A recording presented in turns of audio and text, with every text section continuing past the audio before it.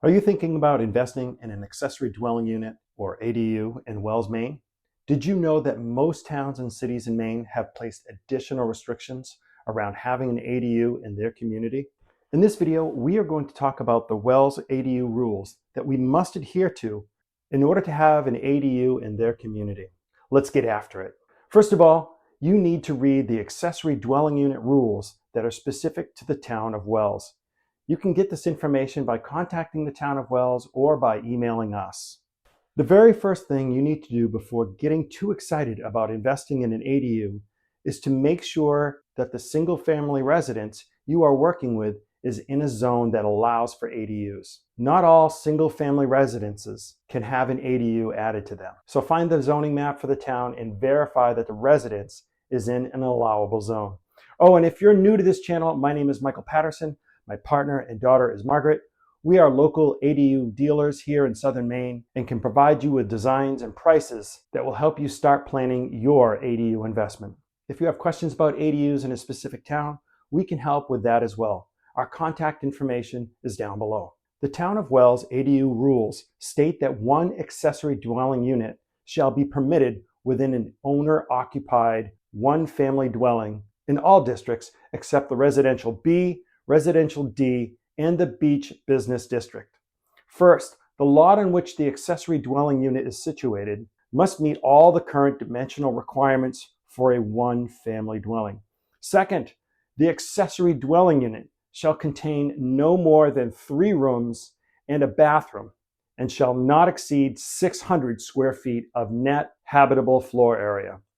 Third, the building containing the accessory dwelling unit shall have the exterior appearance of a single-family home. Fourth, the accessory dwelling unit shall not occupy more than 35% of the habitable floor area of the building. Number 5, and the accessory dwelling unit shall be in the same building as the principal dwelling unit. Oh, and keep in mind, guys, that these rules can change, which means this video will be out of date, so always check with the town before moving ahead with your plans. Besides, it's very important that you share your ADU plans with the Wells Code Enforcement Office before you start spending money on site work. You absolutely have to have a permit to set up an ADU, and if you are not familiar with the process in Wells, as I said earlier, we can help you with that. If you plan to tie your ADU's wastewater into your existing septic system, you may need a DEP permit.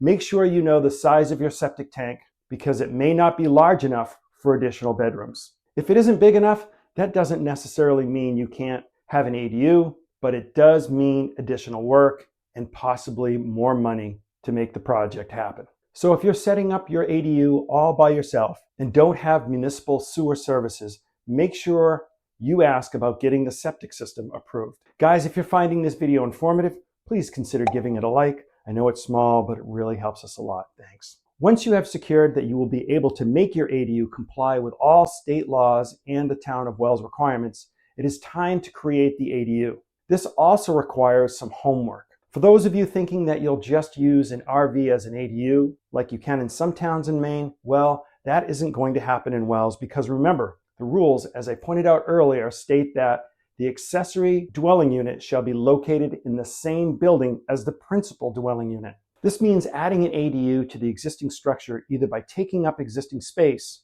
but remember, in Wells, that can't be more than 35%, or you can do renovations by adding on to the residence. Either way, this means that several different contractors need to get involved. You'll need estimates from plumbers to determine how involved the renovations will be to add a kitchen or bathroom.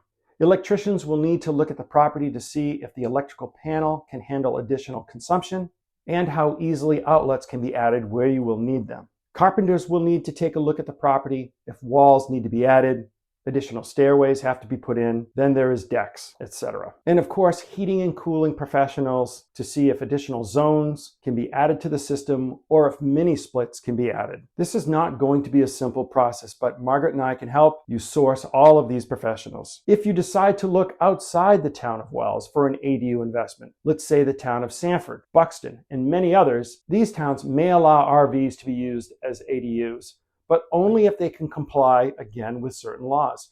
Remember, this video may not be up to date, but here are some rules to be aware of that the ADU may have to comply with to be suitable for your town. The American National Standards Institute, or ANSI, has a standard called A119.5. Also, the National Fire Protection NFPA standard 1192. These give guidelines on plumbing, propane, fire, and life safety. The unit may not be able to exceed 400 square feet, which if you are looking for something that is almost 500 square feet, an RV will not work for you. The unit will have to comply with height and width limits, and the unit must be without motive power. Now, you can be sure that there are additional rules. To find out if your RV is in compliance, look for a sticker on the RV like this. You'll notice right there it says A119.5. If you don't find this on the RV, try reaching out to the manufacturer. I want to take a moment and let you know that if you'd like to learn everything about ADUs in the different towns in southern Maine, click subscribe and tap the bell so that you'll be the first to know when we post another video. In many towns in Maine, you primarily have three options for your ADU on your property. First, you can stick build the ADU, which means you or a contractor buys the lumber, windows, siding, etc., and builds the ADU from a set of plans. This is a good option if you can't find the floor plan and roof design that you want in the market. The second option is going with a modular ADU that is delivered to your property. Modular units are essentially stick-built, but with some customization options. It still needs a foundation, which is a considerable expense. The third option, which is my favorite, is a tiny home ADU that is ANSI or NFPA compliant that is on wheels. The reason why I like tiny homes on wheels is because they can be moved should you choose to get rid of your tiny home at some point or take it to another property. In other words, you can sell it and have it towed away. Having the ADU towed away, if it is stick-built or modular, is generally cost prohibitive. If you want to consider an ADU that is delivered on wheels, Margaret and I can provide you with lots of tastefully designed tiny homes and modular ADUs. Also, if you have questions that I'm not covering about ADUs in Maine, feel free to give us a call, shoot us a text, send us an email, or our favorite, set up a Zoom. We'll do our best to answer your questions or investigate it for you. Okay, I want to bust some myths about ADU ownership. First is that they will increase your property value. The truth is that sometimes they can increase your property value considerably, but not always. Adding more livable space on your property is usually great for property values, but if the ADU isn't added properly, it could be more of an eyesore in the neighborhood. This is another reason to invest in an ADU that looks classy but can easily be towed away. Second, you can buy a property and add the ADU and rent out both the residence and the ADU. If you are adding an ADU to increase the rental value of the property, keep in mind that many towns require that you personally live in the primary dwelling unit, and this is true in Wells. Third, you can buy any single family residence and put an ADU next to it. Remember guys, ADUs are not allowed in all zones. We have to check with the municipality first and then make sure it will fit on the property. Margaret or I can help you with that. Fourth, you can only add one ADU to your property.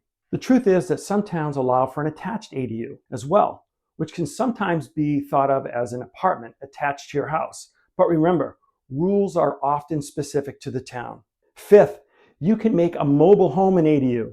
And of course, at this point, you should know that the answer to this is maybe. Before you get too excited about something you found on Facebook, get the square footage of the unit, find out the number of rules, and depending on the town, the ADU may not be able to exceed a certain percentage in size of the primary residence.